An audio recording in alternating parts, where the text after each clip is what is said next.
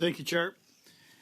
Mr. Anthony, does it concern you that Mr. Firth actively engaged in acts of fraud and forgery in relation to the Butler contract?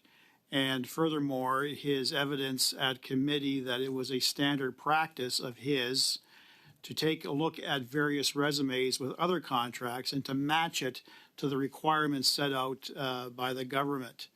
Does it that to me as a former prosecutor just spells out another word for criminality? So on a personal level, sir, does it concern you that your partner has been engaged in criminal acts? Yes or no? I don't think he did. So you are defending his actions. Is that correct? Yeah, I don't think he did. Are you defending his actions, sir? Are you saying that Yes. what he did with respect to Bottler, changing their resumes without their consent and doing that same sort of practice with other contractors was entirely acceptable by your standards? I don't think he did that. He said he did. So that's fine. You're defending him. I have you on record. That's an important point that perhaps you want to discuss with your counsel.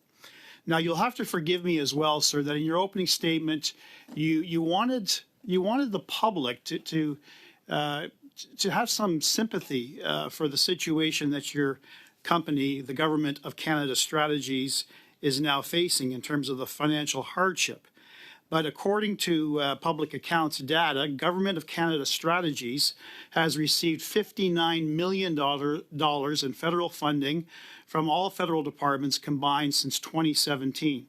So if we take your commission value of 15% at the lowest all the way to 30% at the highest, that means you and Firth, since 2017, over the last 7 years, received $8.85 million at the 15% mark, or upwards to $17.7 million at the highest mark.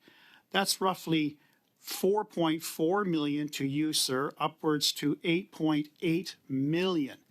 Now, in light of Justin Trudeau's just very poor fiscal policies that he's adopted since 2015 and the affordability crisis that Canadians are facing, you will probably understand that no Canadian has any sympathy for you, sir, in the situation you're in, because that amount of money is something that's almost akin to winning the taxpayer lottery.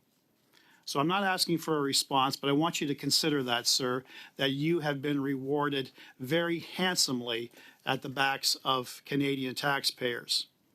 Now, last line of questioning. What did you actually do in the grand total of 2 hours to prepare for this meeting, aside from talking to Christian Firth? What did you do? What did you review?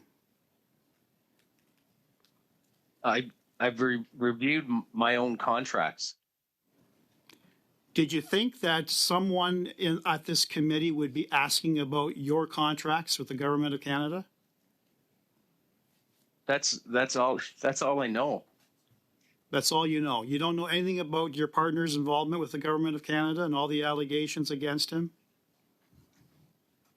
You didn't think there'd be other questions related to your involvement with Christian Firth? Well, I figured there would be questions related to Christian Firth. I was surprised. Did Christian Firth tell you what to say today, sir? Not at all. Do you always believe what Mr. Firth says to you? I trust him, yes. Do you always believe what he says to you? I trust him, yes. Yes. So if he said to you, and I guess he did say to you, I disagree with the Auditor General's report, you took that at face value without conducting any independent investigation on your own. I often tell my 14-year-old twin daughters, if you're going to do what friends say you're going to do, are you going to jump off a bridge if a friend tells you to do that as well? Do you ever push back on your business acquaintance or business partner, Mr. Firth? Have I ever pushed back? Yes. Yes. Okay. And in this particular case, you didn't think a very explosive document by an auditor who's been in the business of auditing for decades, and you have no auditing experience, do you? No. No. And Firth has no auditing experience, I right? don't think so. No. So if Firth says we disagree with everything that she has said, you will always accept that at face value. Well, he has knowledge. He has knowledge.